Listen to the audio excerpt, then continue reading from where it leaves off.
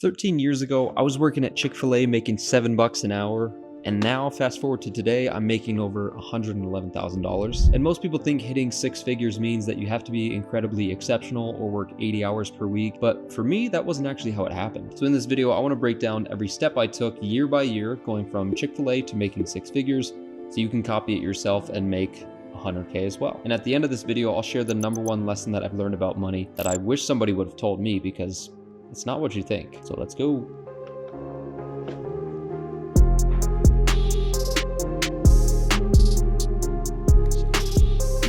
So step one in this entire process is that we need to get a job. And I know that is super obvious. Hopefully most of you already have jobs at this point, but for right now, especially if you are in your teens or in your early 20s, get any job that you can. For example, I worked at Chick-fil-A for 5 damn years. That's a very long time, from 16 to age 21, while everybody else that was also in college had TA jobs or internships or just full-blown careers already at this point. And I managed to do okay, because right now I think we have something like $440,000 saved and invested. And I don't say that to brag. I say it so one, you know that I know what I'm talking about, and two, to remind you that you're not behind. There's plenty of time to grow your wealth, grow your income, and make the money that you want to. So we'll start there. Step number 2. So step 1 was get a job. Step 2 is to get an internship. Now, this is assuming that you're in college right now, because most companies only offer internships to people who are currently in college. And to be honest, I still think this is the easiest way to get your foot in the door with a company, especially with how the job market is right now. It's really hard to get hired, even if you have a degree or 2 degrees like I do. I think I would have a really hard time if I lost my job right now and had to go searching. But I think an internship is highly underrated,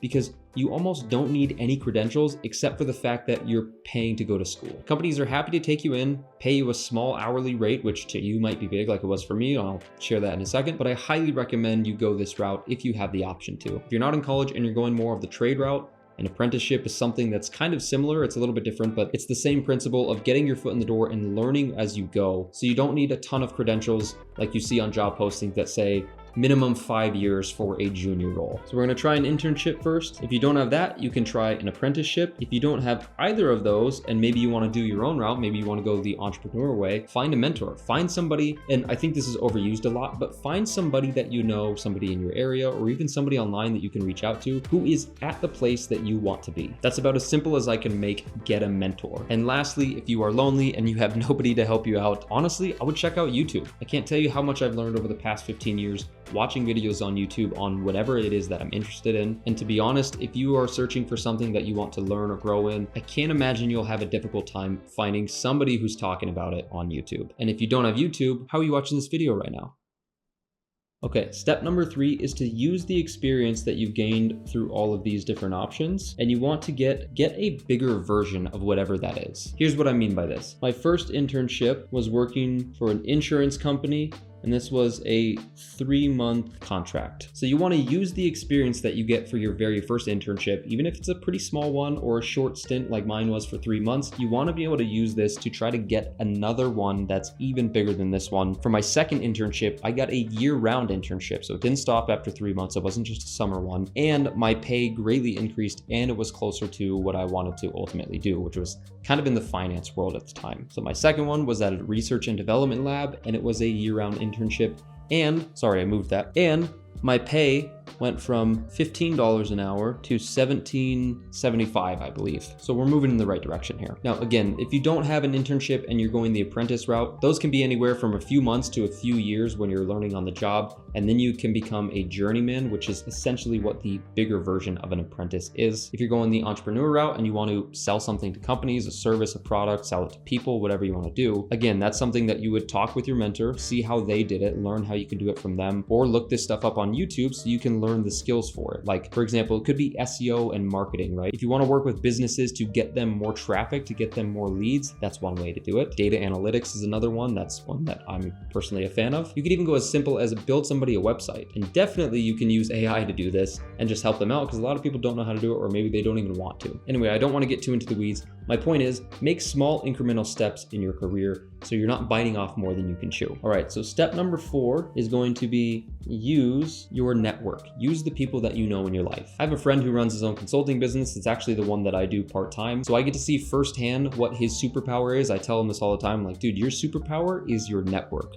Like, the people that you know, your ability to go out to events, to connect with people online, to get referrals from individuals and companies that you've already worked with. It is an absolute superpower in the business world because that's what generates almost all of his leads and all of his business for the past 3 years. So don't be afraid to talk to the people that you know, ask them who they know who might be interested in whatever it is you have to offer or whatever career path that you're wanting to go to. Now for me, after my second internship, the one that was year round, I was able to talk to somebody who I'd worked with at the time, and they were telling me that they needed somebody to work on HR policy. Terrible, boring job. But essentially, this role here, going from internship 2 to contractor based on using my network, that got my foot in the door for what would eventually be my 6-figure job that I have right now. So when all else fails, when all the other tactics fail, use the people that you know in your life, have conversations with them, take them out to a coffee date, and if they're good people, they will be happy to help you out and point you in the right direction. Okay, I skipped a step, but I want to talk about it because it's going to be before you use your network. It's going to be what powers your network that much more. So I'm going to call this step 3.5, and that is going to be to work on visible projects. Okay, this is step 3.5. And really what I mean is to work on something that your boss is gonna notice. If it's an internship like it was for me, you wanna ask to be put on projects that people actually care about. Or another way to do it is to ask to be put on projects that nobody wants to do, right? Somebody's gotta do the grunt work. If you are this low into your career, or if you're first starting out like this, you can add a lot of value by taking up the stuff that nobody wants to do.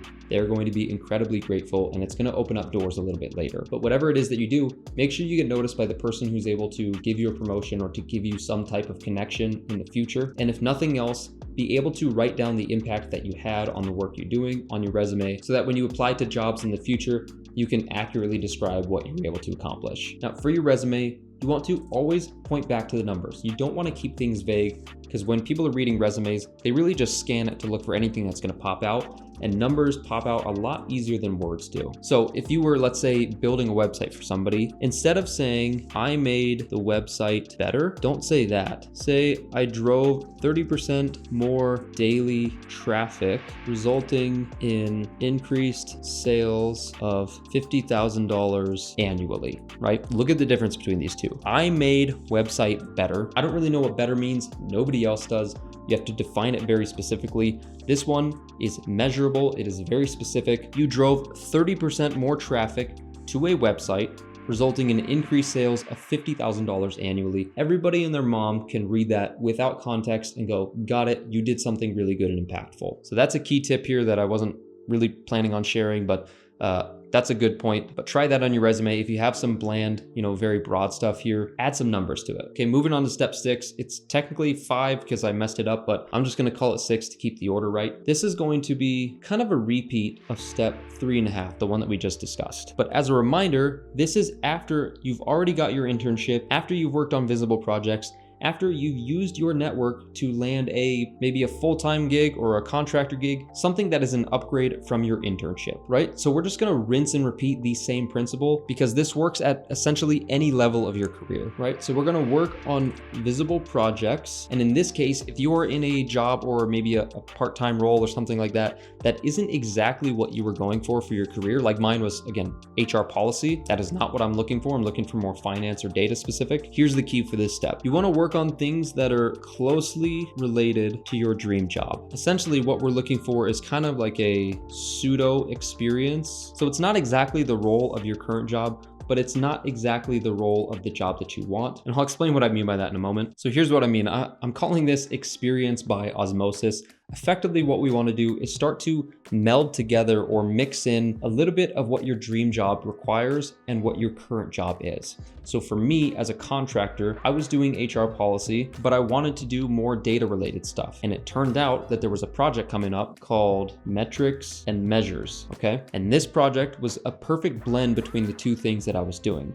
It involved a little bit of policy, but it also involved numbers, it involved data, the stuff that I wanted to do. And so I was able to kind of raise my hand and ask, can I be put on that project to kind of get that experience just by being near it, right? Kind of, even if I wasn't leading the project, I'm absorbing the experience, simply by being in the same room and being put on this. So you may have no idea what your dream job entails specifically. You may have no clue what this actual project is that you're asking to be put on, but that stuff doesn't matter. All we're trying to do is get some exposure. We can put that on our resume. We may even learn a thing or two while we're doing this. And that's gonna lead us right into step 7. And number 7 is to just apply to the damn job now, right? So now that you've learned the basic skills of whatever it is that you're going for, you've maybe grabbed an internship on the way up, you worked on some relevant projects that are gonna apply directly to what you wanna do, and you use the network that you've grown along the way and that you currently have right now. The last step is to apply to the job. And remember, use that resume tip I told you about of pointing to the numbers, right? Don't make it so broad, make it very, very specific, make it easy for somebody to read and go, I understand exactly what this person did, and they crushed it. So I had this exact scenario happen to me back in 2020.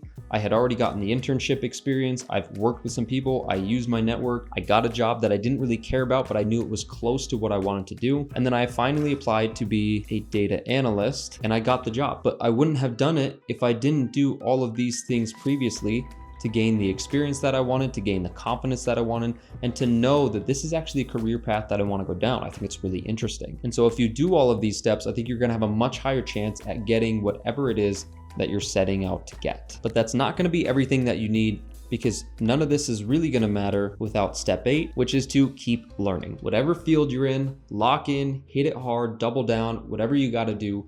Continuously learn and adapt and grow as an individual, as a professional in your career. Most jobs have the potential to pay way more than whatever they're paying you when you first start out, right? Mind-blowing. But this is especially true for the people who are constantly curious and always trying to learn a little bit more and improve themselves, right? For me, in the tech world, technology is always changing. The way business is done is changing all the time. And so what I've seen and experienced is that the people who learn and adapt along the way end up doing the best. So I want to show you a breakdown of the numbers so you can see exactly how all of this applied directly to my finances. So I'm going to have year, I'm going to have my job, and then my income. So in 2012, I was working at Chick-fil-A. I was making $7.25 an hour. In 2013, it was the same $7.25. Then I moved up to $7.50 a year later. Getting really rich now. $8. Now we're getting crazy. 2016 was my final full year. I was making $8.50. Then as a summer intern in 2017, I jumped up to $15 per hour, which I literally thought I was just the richest young dude around. I honestly couldn't believe it. Then in 2018, I became a better intern at a different company and I got $17.75 an hour. Then in 2019, this is when the big change happened and I finally started making some big boy money. That's when I got that contractor job as an HR policy person. I don't even know what you would call it. And I was offered $50,000 a year. Then in 2020, I was offered a job as a data analyst after learning everything I've learned from the past few years. And I got a call and they said, hey, is $64,000 good enough? Yeah, dude, that's unbelievable. Yeah, I probably should have negotiated. I didn't negotiate. I was so shocked by this number. Then over the next few years, I continued down this journey of being a data analyst. I got some small raises up to $72,000 and then $75,000. And this entire time, I was also earning my master's degree from 2020 to 2022. And this is where it really starts to get crazy. So once I got my master's degree, I got promoted to a senior data analyst. And by the end of that year, I was finally crossing the sacred and hallowed $100,000 six-figure mark, and I was offered $101,000 as part of my promotion. Then over the next 2 years, I'm learning as I go with this role. I jumped up to $104,000 and then $111,000. These are usually just the typical annual increase, maybe a small bonus here and there, but there was no big promotion going on. So that's why the biggest jumps happened when I went from intern to contractor, and then finally from a regular data analyst to a senior data analyst. Again, this is with a master's degree along this whole journey. So that really, really helped increase my income. So the number one lesson that I've learned about money throughout this entire journey, I had something in mind that I was going to share, but I didn't feel as convicted to talk about that as what I'm about to tell you instead. I firmly believe after 13 years and going from Chick-fil-A, working in the kitchen, all the way to working in the tech industry, doing data analytics, working fast food, working minimum wage jobs was way harder than what I do right now. When I think back about how hard I physically worked in the kitchen, sometimes I did doubles, so I'd work, 12, 13-hour shifts. It's hot back there, it's greasy, it's messy. You have to serve people at a really fast pace. You're getting yelled at. At the end of the day, you have to, scrub the floors and you get home at like midnight. I worked so much harder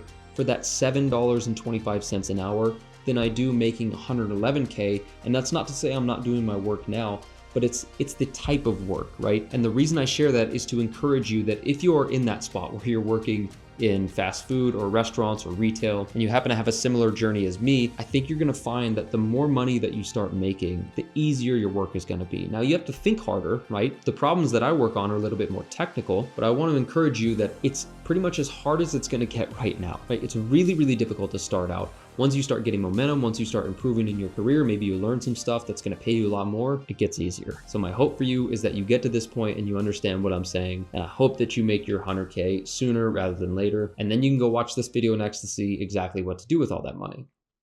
Done.